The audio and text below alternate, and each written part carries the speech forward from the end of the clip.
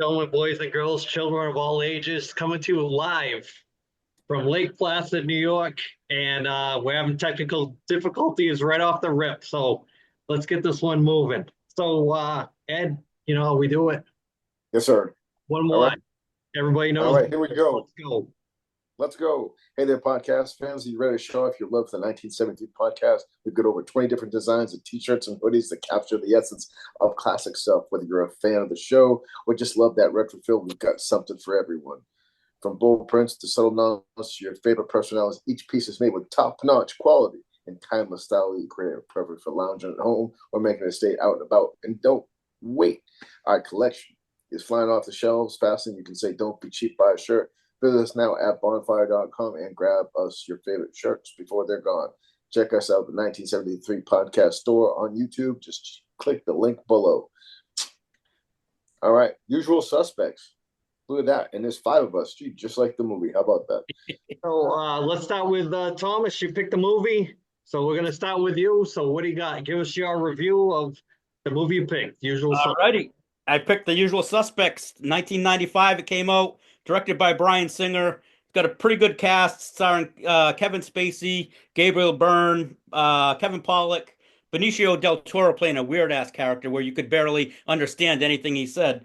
Chaz Palminteri, Stephen Baldwin, and I thought the guy who stole a lot of the scenes he was in was Pete Postlethwaite, who was playing Kobayashi in it. It's basically the synopsis of 5 career criminals brought into a multi-million-dollar heist by an enigmatic Kaiser Soze. Now, all 5 of the criminals have wronged Kaiser Soze at some point and are forced into pulling a heist for him, and then it goes from there. And I just thought the script was awesome. I think the script and twists and turns that they had in the movie were so awesome. Me, I'm not giving it. I'm not going quite as high as Shawshank, but I'm giving it a 9.1. And I will tell you that I talked to Darren. Darren gave it an 8. Okay, Darren gave it an 8. Darren's score is an 8. Most of the time, he's a consistent 8. And before we move on from your part of the review, Tom, do you want to give us Shaggy's score? Yes, Shaggy gave it a 7.9. Who is not in attendance? Got to be duly noted, not in attendance. I'll go next. I mean, what's not to say about this movie? It's we're kind of in a pocket right now with those post Pulp Fiction movies, with those crime noirs. This movie, like Boondock Saints, was one of those movies. If you frequented Newbury Comics back in the day, it was one of their culty movies that they always had T-shirts and movie posters, just like Boondock Saints. Great thing about this movie is the ending, where Kevin Spacey plays somebody that us Gen Xers would probably use a certain term for, but we won't. We'll say special needs. And he has the cops fooled with the story that he's presenting, that he was reading kind of diatribe and anything that he could come from wanted posters and everything that was on the wall behind, the cop that was given the once over. So I thought that was pretty clever for a story-driven movie for the time, something different that I had never seen before. I'm going to give this movie an 8.4. I'm not a Bryan Singer fan at all. I think he totally destroyed the X-Men franchise. But 8.4, still iconic, great story, still watchable, must own. Ed, what do you got? Well, I had never seen this movie until today. Wow. So I watched this movie this morning. I really liked it. I thought it was really entertaining. I loved the twists and turns of it. I love the fact, just the point that you brought up, Andy, that he was telling the story by he's reading off the Peoria, Illinois thing on the screen, and that he did the barbershop quartet. I thought that was freaking brilliant to how he weaved that in the story and everything like that. And I love the ending because it was him, because all of a sudden he starts walking and he's got the watch with the lighter and the cigarette. I thought that was perfect. No limp. No limp. he's walking with a limp, and all of a sudden his stride changes, and then he hops into a Jaguar. I thought that was great. Great movie. At first it was kind of like part of it was I had just come in from a run, so my mind was hard to settle it down to like, and then I just got into it. Really enjoyed it. I'm gonna give it an 8.2. So before I want to move on to Brad, isn't it great when this situation comes up where somebody gets to actually watch a movie and then watch it just because they're clicking through the channels? They're actually watching it with a mind on creating a review for it, especially when it's something that when we get deep in the weeds, there'll be things that only one of us or two of us have seen, and we'll get into it. And I think I say it the last couple of weeks, I think it's really great when we can hit on this segment for deep dives and when the reviews don't always match and we can kind of counterpoint going forward. But so far it's been really good. Go ahead, Brad. One more point before Brad jumps in. I thought it was great when he flicked the cigarette at him. That actually wasn't supposed to be. That was actually something that they weren't supposed to. That wasn't supposed to be in the movie, but they actually kept in the movie. I thought that was great. Sorry, Brad. Go ahead. You're good, buddy. Everybody gets one, Brad. Yeah. I'm probably in the minority for this film, as I really don't like Tarantino movies. Pulp Fiction, The Outlier. After that, I feel like he got a pass after Pulp Fiction, and people just started watching whatever garbage he made. Tarantino's also a creepy ass dude, and I can't watch stuff with him in it, knowing what he's probably said and done to, female actresses and what I can't. He's a weird guy. Yeah, he's weird. Juliette Lewis and From Dusk Till Dawn. Hey, we'll leave it at that. He's weird. Anyway, The Usual Suspects. I'm also in a small pool of people who thinks this movie was just kind of good. I never thought this movie was great. I think this movie got ruined for me as I was beginning to get into films and like really becoming like this amateur movie buff. I had to listen to every dude on the street, man. I'm like, yo, what's your favorite movie? What should I watch? Oh, you gotta watch The Usual Suspects, man. You just gotta wait for the ending. You're gonna love it, man. And it's like over and over. You gotta watch it. You gotta watch it, man. And I finally watched it, and I was like, what the fuck are you guys jerking this movie off for, dude? Like, it was all right. Um, anyway, it's like I give it. I'm not a huge fan. Again, it's a one and done for me. Also, Kevin Spacey, groomer, weirdo, creepo. I I had to subtract a lot of points for that. Because he's a creep. He's a Hollywood creep as well. 7.8 for the film. Um, this is a good movie. I think everybody should watch it one time, even if it's your first one, Ed. I mean, it's no Rogue One. I No, not even close. It'll never be known as Rogue One on this podcast. It's always Rogue 10. Yeah, not even close. The Yeah, best Star Wars movie ever made. I'll die on that hill. So I'll fight you for that. we're gonna finish with the Phantom because it is his pick for this week. But before that, we need your review of this movie. I'm a fan of this movie. I liked it a lot. I think I kind of agree with Brad a bit that the first time that I watched it, I was running in probably like the sevens. But much like Ed, I love the end of this movie. I think the end of this movie is like an all-time movie. The time when we watched it back in the day, like we saw it at the theater, so we didn't know anything about it to have anybody like ruin it for us. So that kind of stinks to go into it that way. But I'm gonna give it a 8.5. I'm a big time fan of this movie. It's really good, really done well. The dialect between the characters is awesome. Yeah, I think Ryan, if we had owned it in our collection, it's got to be at least an 8, right? That's kind of like a base score where you actually spend money on it. Don't forget, I did work at Blockbuster Video, so I got a lot of movies that almost Brad. I got a lot of movies that stink, so I can't. There was a time in my life when every Tuesday when the new releases came out, I had money burning a hole in my pocket, and I was just buying stuff that was new, and I never even took it out of the wrapper. But I own a lot of crapola. Bro, I worked at Blockbuster. Ooh. That was my first job, and like you got free rentals every week.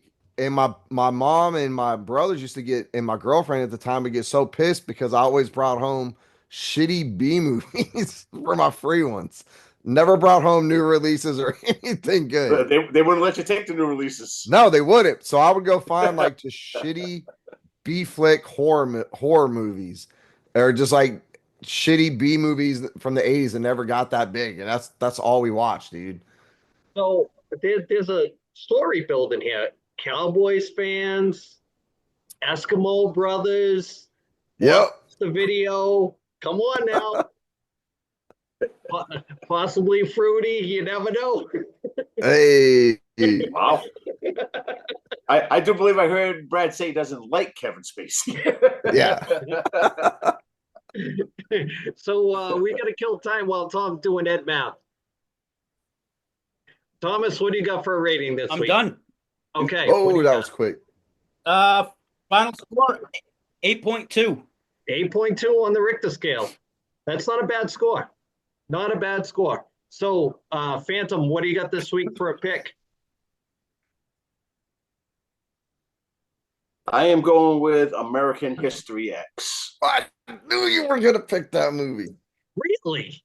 Clairvoyant also. That is great. So we got to keep with the theme of this. So I'm lagging a little bit over here. Oh, I think we lost the host. I don't know why. We're moving around. Bradford, we're going to talk a little wrestling. Bring us up to speed on things with WWE releases. A little bit of wrestling. So they're doing a lot of releases. Nothing that's been like groundbreaking, but they're releasing people ahead of their usual like big spring cleaning. Usually I think they wait till after WrestleMania and before they do the Raw SmackDown draft, all that BS to release people, but they're doing it like now, but they're doing it like late at night too, so nobody's finding out till the next day. But they've already released Blair Davenport, Cedric Alexander, AOP, and Paul Ellering. Sonya Deville was informed her contract would not be released. And then Isla Dawn was posted on her socials that she said, here for a good time, not a long time. See you in 90 days, which is alluding to the 90-day non-compete when hopefully we'll see her in another TNA or AEW. And she's good enough. I think she could. There wasn't room for her on the roster, but yeah, they're cleaning house. So a lot of folks are saying that Carmelo, God bless America, can't say his name, Carmelo Hayes is on the chopping block, and because he just hasn't really got any kind of direction or push since he jumped from NXT to Raw, so he may find himself getting sent away if he doesn't figure something out for his character. So I don't know. So Basically it. I think the Phantom will agree with me on this one. It doesn't matter really who they release. It's AEW's inability to do things with making stars. If you look at the guys that, like I said before, I think Cody Rhodes has a lot to do with the go, no go with Triple H of who should we bring? Will they fit our scheme of things for the growth that's promised, like an Ethan Page? That guy was in obscurity in AEW, and they did nothing with him. Penta, they throw a nice coat of paint on him, same guy, but look how he gets over. Gets over with the kids, gets over with, the marketing side of things. I heard all kinds of financial things blowing up for WWE. Their merchandise sales went up 95% from last year's Royal Rumble. I mean, 95%. Wow. 95%. A 95% just on the merch alone. When they're doing the WrestleMania in Vegas this year, they're going to have a fan experience for the entire week. So the whole week leading into WrestleMania, you're going to be able, if you're there, you're going to be able to go to the stuff that they usually just do that weekend. they picked up 14 new sponsors just off of the success of this year's Royal Rumble. They have two other a WrestleMania and a SummerSlam planned for Indianapolis, and their gross what they're projected to make $350 million in pocket just from those three shows combined. So their growth it's off the charts. So anything that Vince was doing is kind of like it's not even valid anymore because these guys are getting chances that, like, if they had Samoa Joe now, I think he would get a better rub than he had the last time he was there. But my point being is these guys that they bring in from AEW, you know, if they get the seal of approval, they can do a lot with these guys. And as you see from their roster in the WWE, they could trim a lot of that fat. They don't need all those people. I mean, not everybody's going to come. Look at Penna skip the NXT roster and went right to the main roster. So, I mean, just wait when they get Ray Phoenix, and there's other people in the queue that they're probably waiting for. They're going to bring back Aleister Black. That's one of Triple H's guys, and they can do a lot with him. He's got a unique look, and he's been there before. So, I mean, that's my 2 cents with that. But a lot of things with the Vince McMahon thing, and we love to talk about the Vince McMahon thing. I sent Brad the podcast, the Jim Cornette podcast. There was a lot of new allegations that came out over the last week or so. My thoughts on Brock Lesnar showing up at the Royal Rumble kind of, if I knew what I knew beforehand, I would have never said that, because when you got guys like Michael Hayes saying that Vince McMahon turned him into a pervert, that's quite the statement for a guy that's been around. So, any thought on the Vince McMahon stuff? The thing that's funny is, like, if somebody, like, if one of you guys are crooked and you're doing stuff with your phone and you send out, like, you send me a video of wacky shit that you're doing, how am I like a criminal for? What's the criminal act of this? Like, how are you in trouble by having somebody send you the videos because you got the video and you turned around and didn't say and report it? Or, like, I don't see how you can get in trouble just by having somebody send you something. Well, I think the where it lies, and this is just my 2 cents, is say, like, this is an adult. It's not like he was sending you videos of a kid. I know, but say it's like Safe Sport. Say you know that something's wrong and it's something that your boss sent you or something like that.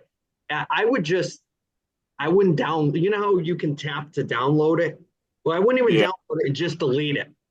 It doesn't show whether you watched it or not. If you watched it and it was like, just, you're better off getting it off your phone. You can say, listen, I saw it and I got rid of it because I'm not into that. But where you don't report certain things, where these companies are very strict, I don't know how that works. Ed, you're the head of the HR department. I can see Brock Lesnar being in court and being like, did he send you a video? Yeah. Okay. Like, let me check your phone. Like, how much stuff you got on your phone that's inappropriate or whatever. I just find the whole thing kind of odd. Thomas, I don't know if he's sending them videos and then later on they're taking part in what they saw in the videos. So maybe that's the next level part of it. So Brock didn't do anything criminal, though, right? Like, well, I don't know. She was supposed to fly to meet him one time, but she didn't. Yeah, see, I wasn't sure about that. Whether she did or not, I couldn't remember. Like, morally, he's a scumbag. Andy's right. He should have reported it. If he got pictures or videos, even if he looked at him, he should have been like, oh, shit, this is not right. Vince is pimping this poor woman around. I'm going to the authorities. And he didn't. So he's a scumbag. Should he get canceled? And no. Should he go to jail? No.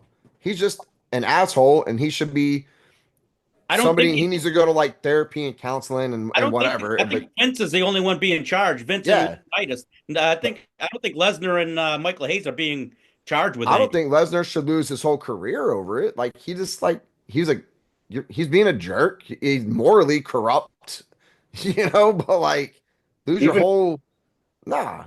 even the stuff with Vince, I don't think it's even. I don't think he's even going to court criminally. I think this is like a civil, Yeah. a civil thing. So Yeah, just get a the money civil that thing. he said he was going to give her. It's kind of weird. I kind of want to see where it goes in the long run, but it's I'm just it's curious, sketchy for sure.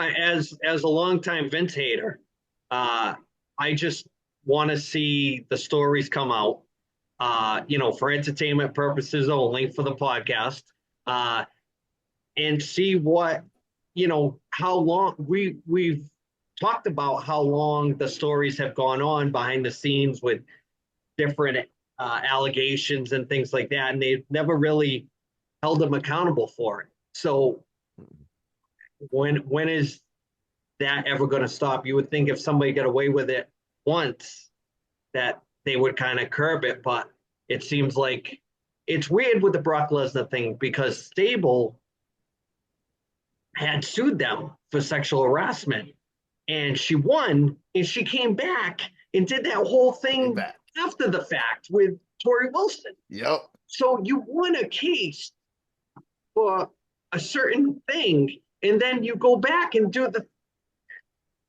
I can't explain. That's when going back pays more money than the settlement. Maybe it was part of the settlement. Maybe she didn't. Part of the settlement was not losing her job. Who knows? I don't know. I mean, maybe all the stuff will come out. I mean, or the original one that I had heard a long time ago that there was just a alleged buzz about it was Christy Hemme was the original one that back in the mid 2000s that he had paid off, and then she went to TNA and she was getting paid from Vince on the hush hush and getting working in TNA at the time when it was good. So yeah, I mean it's as a wrestling fan, it's just more stuff to talk about. Go ahead, Tom. Did you see the stuff with the other case, the Ring Boy case? They're the Maryland. I guess McMahon's lawyers, the McMahon's, because Linda's actually involved in this one too. I guess the McMahon's lawyer went to the Supreme Court in Maryland to try to get it thrown out on the statute of limitations law. Well, the Maryland Supreme Court ruled that it's part of the Child Victims Act, which eliminates the statute of limitations. So they're allowing the case to continue. So the case is going on. So Damn. that it should because a lot of these, it's funny to say, but these guys that were allegedly part of that as kids are now our age. I was going to say they're probably in their 50s. They're the same age as us. So I mean, Same age as y'all, not me. well, you can't tell me you wouldn't want to have been a part of that, Bradford. You could have seen some things. So, Brad, wrestling news, or we moving on to shitty picks? I got. Oh, sorry. Tom has something. Oh no, I was going. I don't know if you saw it, but another negative wrestling story with AEW fired Tony Khan fired one of the guys from the Iron Savages who was in AEW Ring of Honor. The guy Bear Boulder.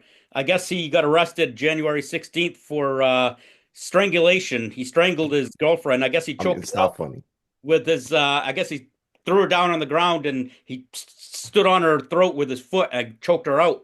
And he ended up getting arrested. And I guess when Tony Khan, they had suspended him, but I guess Tony Khan got the rest of the police report. And once he saw it, he fired him right on the spot. Holy crap. Bradford, I want to ask you who's challenging who at WrestleMania? Prediction? Jey Uso is going to challenge Gunther, and I think despite what John Cena said at his press conference, there's no way he's winning Elimination Chamber. I think he's blowing smoke up everybody's ass. It's a work because he wants people to tune in because they want it to be the biggest Elimination Chamber ever. But it's going to be Roman Reigns, CM Punk, one of those two, or Randy Orton. It's going to be somebody in Cody's circle to challenge him. He's going to beat them, but he's going to lose everything in the process. And the biggest outcome of the next WrestleMania is that we're going to finally get Homelander Cody. Then he's going to go on a heel run for a whole year, and everybody's going to love it, and it's going to be awesome. Cena's going to maybe wrestle Joe Hendry at WrestleMania to win the TNA championship. I don't know. There's one. If they're gonna have Cena win the belt before he retires, the rumor going around is that they're gonna add a PLE in Boston next December. So I'd say if he's gonna win it, he's gonna win it in his hometown. He's got that's. I have to say that's when he's gonna win it. They, If he's they, gonna they said it's going to be called Ruthless Aggression too. Well, I didn't see that. That'd be Yeah. Where you cool. been? Where you been? I don't know. Stop watching them blockbuster videos and Yeah. He's outside. He's outside cutting the grass in the 70 degrees. Yeah. I was Throwing enjoying up, nature. the only guy in the neighborhood throwing up yeet signs. They think he's got special needs. Special yeets. That something's got to give somewhere with the Cena thing. I mean, they're not gonna do him dirty on the way out. All that. If you listen to Shane Gillis, he's a big Cena guy for a lot of reasons. So they're not gonna do him dirty on the way out. Well, But fans are pissed because Cena promised full time for 1 year. And he showed up and cut a promo, showed up to the Rumble. That was it. He hasn't showed up anymore. card subject to change, sir. Card subject to change. That's Yeah. what it does. So Thomas, you want to take us into Tom's shitty picks, and then we can do some predictions for the Super Bowl, and you guys will probably have to take more of that than me. Alrighty. Tom's Shitty Picks is brought to you by Brock Street Brewing Company, located at 244 Brock Street South in Whitby, Ontario. Everything is brewed in-house, including their hard iced teas, their beers, vodka sodas, and their hard seltzers. So if you're in the Whitby area, go check them out and tell them the 1973 podcast sent you. So I already gave my pick for last week for the Super Bowl, but this week I'm going to give kind of an X factor for both teams. I'm going to go with the X factor for the Philadelphia Eagles. I'm going with Dallas Goedert. KC's defense against the tight ends this year. They've been a little bit suspect. They've given up 8 touchdowns on the year, and they're averaging giving up almost 80 yards a game. I think Goddard's going to have a big game because I think they're going to key on stopping Saquon Barkley. For the KC Chiefs, I'm going to go with Xavier Worthy. I think they're going to concentrate on stopping Kelsey. I think Andy Reid's a master schemer, and he's had an extra week. I think he's going to figure out how to use Xavier Worthy's speed. I think they're going to have him motioning out of the backfield. So I think he's going to have a big game for KC. Well, let me chime in before I let you three guys have at it. I'm just going to tell you that I love my conspiracy theory, and I love to tell you how much sports is fixed. So I think this is a game for the bookies. I think the Eagles are going to win. And I also saw a thing with does Miller Lite have something to do with the Super Bowl where they have it looks like a poster with two houses next to the stadium or something like that. Somebody had pointed out that if you look at I don't know if it's the Super Bowl poster for this year, there's the stadium and then there's 2 houses. One is the Kansas City Chiefs house. The other is the Philadelphia Eagles house. They almost kind of look like 2 houses side by side. They were saying that if you look at the gas lights outside, they're in a W for the Eagles. So the W's for the win, right? So there's my conspiracy theory on the 2. So take it away, Ed. You've been silent. I've been very silent. No, I think that the Chiefs will win. I want Philly to win, but I think the Chiefs are going to win. I think it's going to go down to the wire, and I think it's going to be pretty much the same type of thing where there's going to be a late flag that basically changes the course of the game. And just like it did in the Rams Super Bowl against Cincinnati, that pretty much sealed it. I think that there was one in the San Francisco game that sealed it. And so, I mean, hopefully they'll actually let the teams, win it out in the field and the referees, stay quiet. But, the last time the Super Bowl, I think, was in New Orleans, the lights got shut off. And I think that there was some sort of a deal with the governor of Louisiana and San Francisco from 20, 30 years ago. And I think something happened. I don't know. Brad, I think you may want to check that out on Tinfoil Hats maybe or something. I don't know. remember hearing something about that years ago. What do you got, Ryan? I gotta go. KC, 3 straight. Can't root for Philly either way, but I think that KC's just they just find a way to win. If you're going in like it's all legit, they always just find a way to win. So I'm definitely going with them. I'm not betting against the streak to end. As far as like all the conspiracy stuff and all that is, if that was the case and they know everybody's watching them, I think it'll probably be a pretty clean game. So we'll go from there. But not really super excited for this one for some reason. It's like just 2 teams I don't like. So I mean, obviously I'll be invested tomorrow to watch it, but not losing any sleep over with excitement here. You're invested though. You're invested. Yeah. I caught the word. There's a difference between not yet, but I will be. Okay. I just want to. I mean, I will say, just to circle back. I mean, I will say this is that I did see the Chiefs play last year live in New Orleans, and Mahomes he's a bad dude, man. He looks like he's in a whole different gear out in the field compared to everybody else. And on TV, it doesn't even do it justice compared to seeing it live. So, I mean, I think a thing that benefits KC as well is like their defense is playing really good. Yeah. So it's not like kind of how it was like last year where it was like the defense might have been like a little bit suspect. Their defense is solid. So for Philly to put up points on them, I'm thinking under for the over and under for tomorrow, but I haven't committed yet.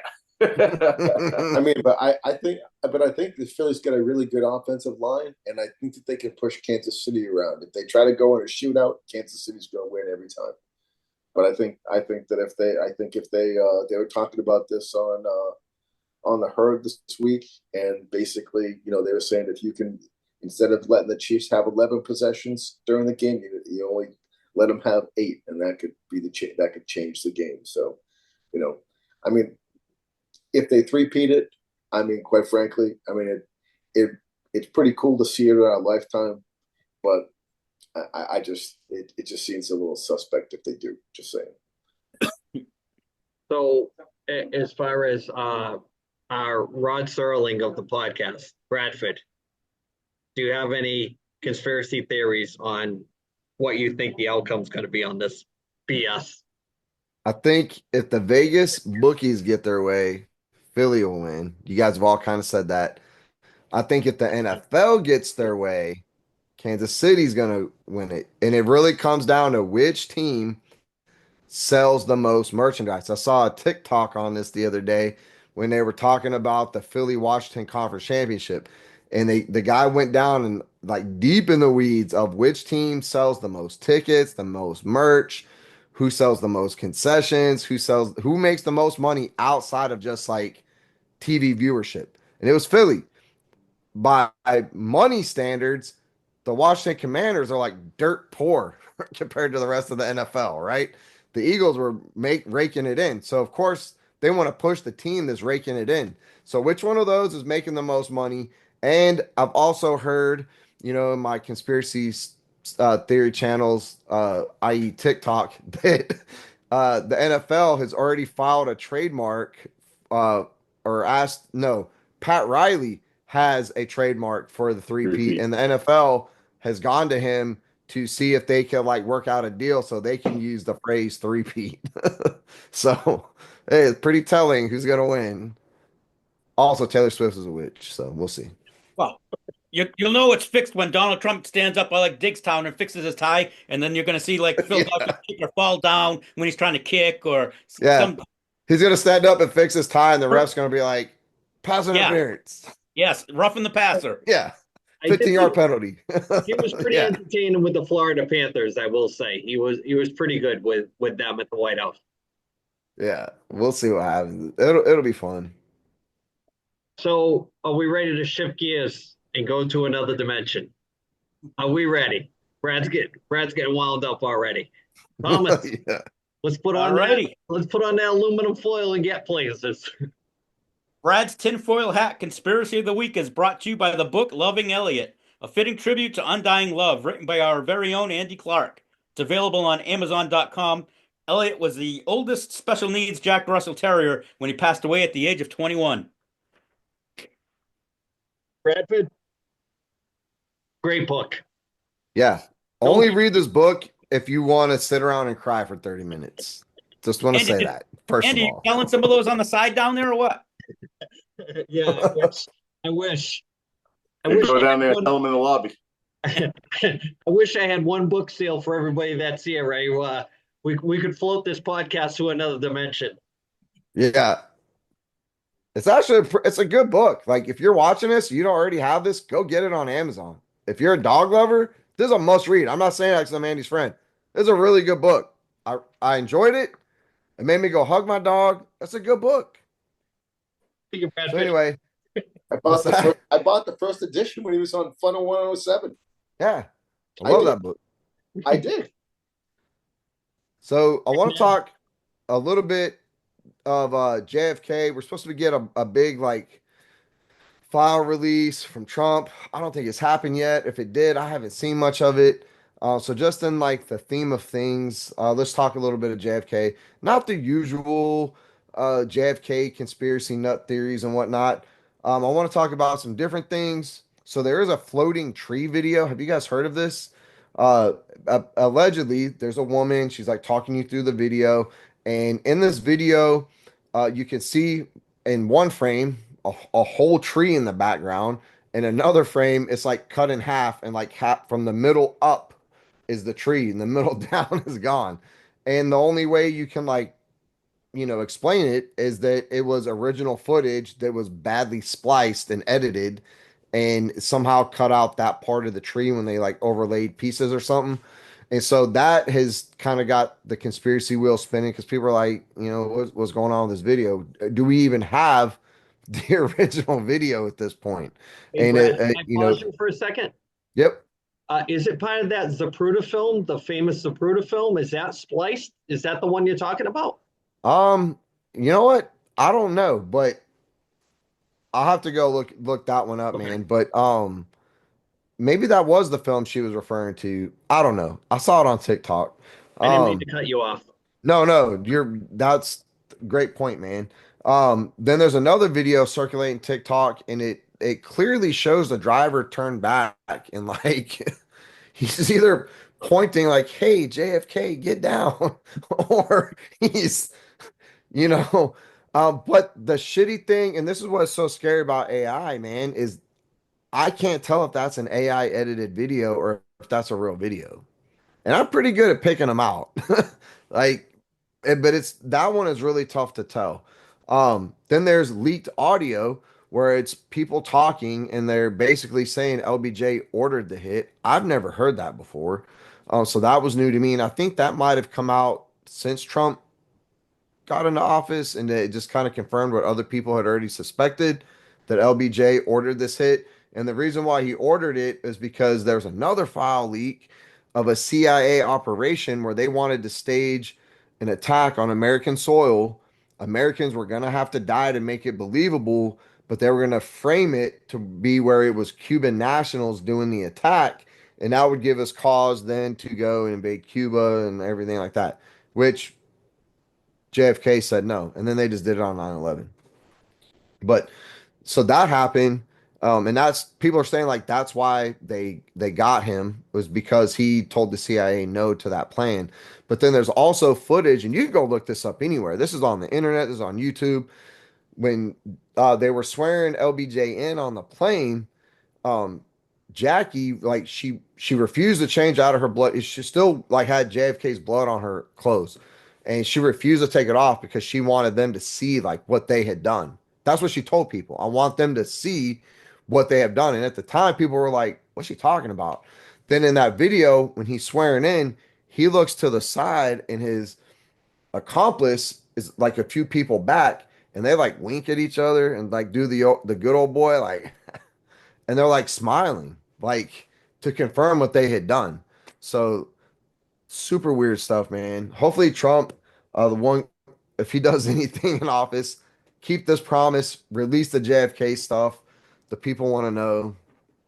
We deserve to know. And then I sent a video out earlier that was basically saying like JFK obviously assassinated, and then RFK was assassinated to cover up the JFK assassination. So weird stuff, man. Well, didn't RFK say that when he got in, he was going to try to do a deep dive into kind of avenge the brother? And it kind of makes you Mhm. wonder how, these things are not. Like I said before, I think before the Kennedy assassination, I think everybody was pretty much buy war bonds. Let's sign up for World War II. Let's leave our professional athlete career and go, fight. And everybody was on the same page, until that moment. And then from that moment, to me, it's a timeline of American history where people went, Mm. "Hey, listen, there's just something not right about this. It's just not jive."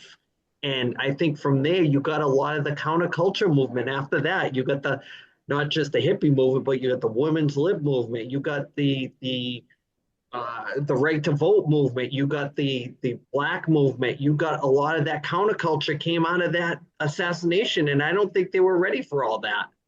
And all good in a way, but I think it kind of came back to kind of bite them kind of in the butt. I'll use that term. Mm. I want to say the other one, but everybody gets one. Uh, yeah. So the thing with that is now with all the technology that's out and the access to a lot of these things now that these people have passed on, they can't be held accountable for any of this stuff. So if it's available to come out, now would be the time. So I just think that there's a lot of things that are hidden from us, like we talk about on the segment all the time, that it's that search for knowledge, like the X-Files. It's interesting. It fills your head with thought. It's thought provoking. It's conversation provoking. I think that the whole thing is just a search for knowledge. Mm. Abby, what do you think? You're a big JFK Yeah, no, guy. I'm definitely intrigued by the whole thing. I'm just curious that when they finally do release like the files, are they going to be like big parts of it that are like blacked out, or like certain things like, oh, you can't see this part, or if they're picky choosy about what parts of it that they release just to set a narrative. There's a part of me that would think that you would want to put it out, with zero discretion and say this is what happened. It was a long time ago, just so everybody knows. But I kind of feel that they don't want to incite any kind of Movement. doubt. I don't know. I think they want to try to release it and just make it look squeaky clean. The next thing you know, it's like just Oswald. Ed, you want to chime in? I do. I do. I mean, since four of us grew up in the area where that particular family has a very strong residence, that hits a little bit kind of close to home. I mean, first and foremost, JFK chose LBJ as his running mate because he wanted to win Texas. He wanted to win the South. And the thing about it is that I there's always rumors about who did it and everything like that. I mean, we always get upset about elections being fixed and everything like that. Well, let's just say the certain particular party that he belonged to, they fixed the elections in Chicago to assist him, and his dad was recalled by FDR during World War II because of his beliefs in that he mentioned when he was in England about how he supported the Nazis and that he was an anti. So I think that there are a lot of things that are, and I said, living in Florida twice in my lifetime, when you head south on 75 and you get out of the Metro Tampa area, there's a lot of wide open space. And, there's a lot of, they did train a lot of people for the Bay of Pigs invasion down there. A lot of space to do that in down there. Just like, so I think that, I think that the tentacles are from a very multifaceted way. And, Sir William Bradley sent me something a little bit earlier this evening, which kind of tied in with one of my comments about his dad when he was in England on who could be also part of it. And then the other thing too is just that, if they release it with nothing redacted on these things, there's still people that are alive, and there's still people in power and stuff like that. It could kind of create some frictions and problems. At the end of the day, the president was unalived. He basically didn't want the industrial military complex to be as strong as he wanted, and he was really embarrassed by the Central Intelligence Agency, by the Bay and Pigs, and he put the clamp down on them, and he didn't want to go into Southeast Asia. And as soon as he was unalived, Johnson signed the bill, and all of a sudden, we went to Southeast Asia in a big way. So there are a lot of things that are all involved. And then his speech also that he had in Germany, I believe that was the speech where he was talking about, secret societies and everything like that. Right? It all kind of ties in with a lot of different things. So, you're never quite sure who actually did it. Thomas, I'm going to kick it to you. I've always said something was definitely funny with this one. I mean, it's obvious something smelled funny. So I'm kind of hoping he does release these things, but they've got Kennedy still have some power, so you never know if it'll actually get released or not. I'd seen the thing too where it was they were saying that like the mafia helped them do stuff in certain areas with the election with getting votes and stuff like that. Yeah, that's what talking about Chicago, right? Yeah, that's that could actually be like a mafia hit for debt not returned. Well, that's because Bobby went after him when he became Attorney General. Yeah. Yeah, there's quite a bit of certain things about that whole scenario. There's that Rat Pack movie that came out. It was on HBO. Don Cheadle played David Davis Jr. It really good, and they kind of touch on the Kennedy thing with the mob, and with the Sinatra connection and all that stuff. And there's a lot of, it's not just on the surface. There's just a lot of things, and I just always thought that if the country would allow that to happen to somebody for an inside job, I mean, what kind of people? What would they think of us? The little guy. If they'll do that to somebody that has some kind of clout, how do they look at people like us? Just the regular everyday person that's grinding, all their life. The system's just not set up for success for a lot of people. That I always go back to that 1% thing. And, until I see change like that more wealth is created for the middle class, and more people are able to get ahead through hard work and perseverance and putting in their time and retire with money and all that other stuff. Look at the pensions. Like, my grandfather worked for the Goodyear his whole life after World War II. His whole life. He came back disabled. He was like a team leader. He worked all those shifts. First, they worked 2 weeks on first, 2 weeks on second, 2 weeks on third. When he retired, my grandmother, till the day she passed away, she never had to work another day. She never even really worked. She was a stay-at-home mom, and then she had a little side job after he passed away, and it was just to stay busy, and she lived off his pension. Nobody can do that anymore.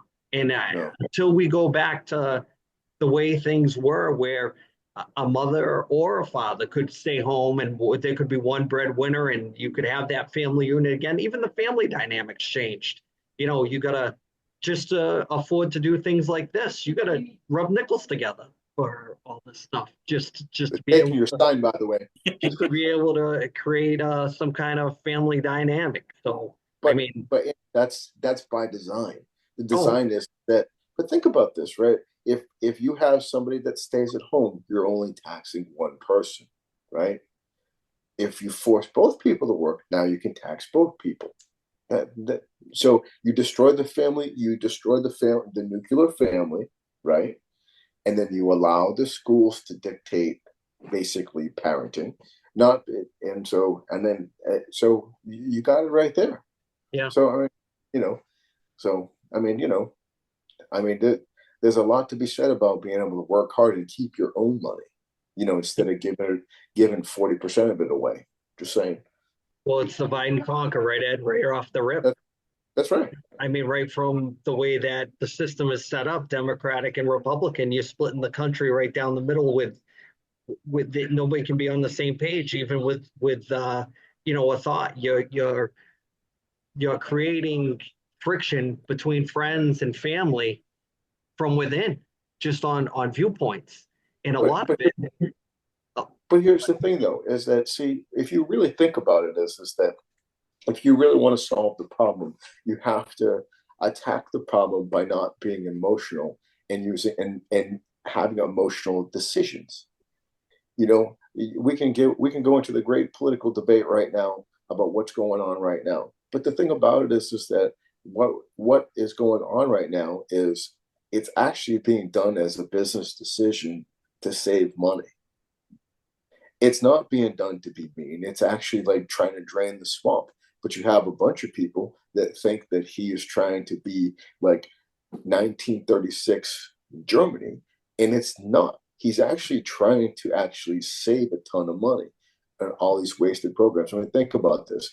There was a program, $4 million to see how fast a shrimp can run on a treadmill. $4 million. How many cops can that pay? How many teachers can that pay? Right? How many firefighters can that pay? Right? I mean, if you think about it. So, like, and the thing about it is that Kennedy wanted to try to keep a lot of money and not get involved with things in other places. And that's the thing about it is that the military industrial complex, for whatever that is, they don't like that. Brad, They want somebody that was going to toe the line. you want to close out your segment? Yeah, just one more thing. Even Jack Ruby, his full name is Jack Rubinstein. So there's a clear connection to some folks of a certain religious denomination. So a lot of folks were saying, one of y'all said the mob that is a Jewish mafia thing, and so Jack Rubenstein killed Lee Harvey to silence him because Lee Harvey was going to blow the whistle and kind of tell everybody what happened. So anyway, pretty wacky stuff, man. And to Ed's point, if the government wants to get out of our $70 trillion worth of debt, hey, what better way than to place a sizable bet on the Super Bowl this weekend, right? Hey, Hey, for entertainment purposes only. we could Yeah. get out of debt and make some money if the Treasury would just do something about it this weekend. Let's do it. Yeah, you don't find it funny that when the NFL came together as a corporation, when they merged the AFL and the old NFL, and it became just the new version of the NFL, I believe around Super Bowl III, just saying that it's not listed as a sport, it's listed as entertainment. So Hmm. Yes. I'm just gonna leave that one right there. Right around Super Bowl III. Super Bowl III with Joe Namath, I guarantee a win and all that stuff. So uh, let's do some shout outs and wrap up this week's episode from the lovely, snowy, never stop snowing Lake Placid. So Thomas, what do you got this week? Uh, I'm gonna wish my niece happy birthday. She's making me feel old. She turned 32 today. So Oh, happy birthday, Taylor. Ed, what do you got? Well, I just hope that it's a great Super Bowl. I hope that the referees stay out of it, and I hope it's entertaining, and I hope that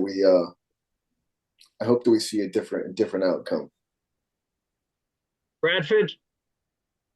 I don't know. Shout out. Did y'all see LA Knight's promo about men's mental health? Pretty solid.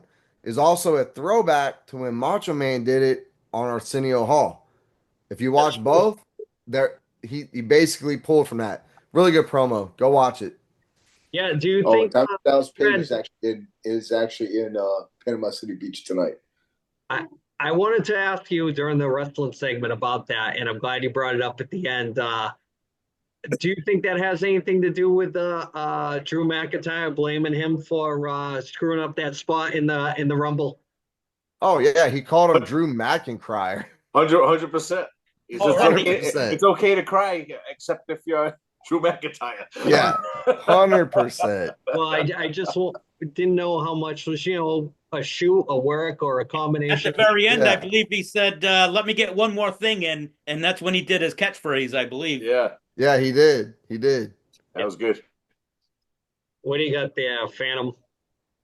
Well, see that we're going into Super Bowl weekend, and where Chiefs might win 3 in a row, and they're already throwing Mahomes in the GOAT conversation. I want to shout out the real GOAT. I sent out a picture to all the boys of Bill Belichick and his side piece. I'm like, who's the GOAT? My man Bill's the GOAT. Got to be the greatest of all time. And like, Brad even sent me back a thing saying he's got all his rings on. I didn't even notice the rings. I only noticed the girlfriend. I zoomed in. I'm like, this guy's got all the rings on. Bang. My man Bill. You don't want to let Bill Belichick around a girls' hockey tournament. All I know is that I think he's going to be kicking her to the curb when he hits UNC. Oh yeah, He's going to be hitting that shit like Rodney Dangerfield. Yeah, she's gone. Cool. Yep. So I'll wrap this up by saying last week, Brad brought up a great point about certain algorithms with Facebook and YouTube. Shout out to Brad. Kind of pulled a really good stat. I don't want to say what it is because he said we could get shadow banned, but it worked. So we're going to try it 2 weeks in a row and see if what we got. Almost 400 views almost from last week. So numbers are up. Because I'm back. We're back. We're back and Definitely because of Tom. Right? We're back for a lot of different reasons. So hopefully I'll be back home tomorrow in time to sit down and relax because it's been it's been a ride this weekend. Let me just say, bronze medal tomorrow probably. Let's go, bronze. Third place. One question. Yep. One question. Yes. Are you watching the Super Bowl? Me? He's going to be driving home. I'm hoping with the snow and all. We're predicted up here to get 5 inches again overnight. Okay, all you hear all night is the snow plows, and then you go out in the morning and it's like, did anybody plow? So if you ever want to live in Lake Placid, I wouldn't advise it if you don't like snow, because it just never. When it's not snowing, it's blowing off the roofs, it's blowing off buildings. There's icicles on top of icicles. Not my cup of tea. It's like hot up here. So supposed to hit whatever snow is back home. Like hopefully it's like 1 to 3. I'm not hoping for a lot. I'm not hoping for them calling off school. So when I get home, hopefully, what time does it start? 6? 6:30. Yeah. Hopefully I'll be home by then. The game's at 8:30 in the AM, and then it's time after that to roll. Yep. So good game. I just got a call from Shaggy. He just wanted to report in that his date night with the wife rated in at a 3.2. Go get him, Shaggy. The same. Hurry up and get home so you can get the extra 5 inches. Well, 3.2 is not the rating. 3.2 is what he maxed out at tonight. He said it was cold. Now, is that the rating or pumps? Yeah. A combination of both. Our views just went down. No, kept it clean. We just went another algorithm. Later.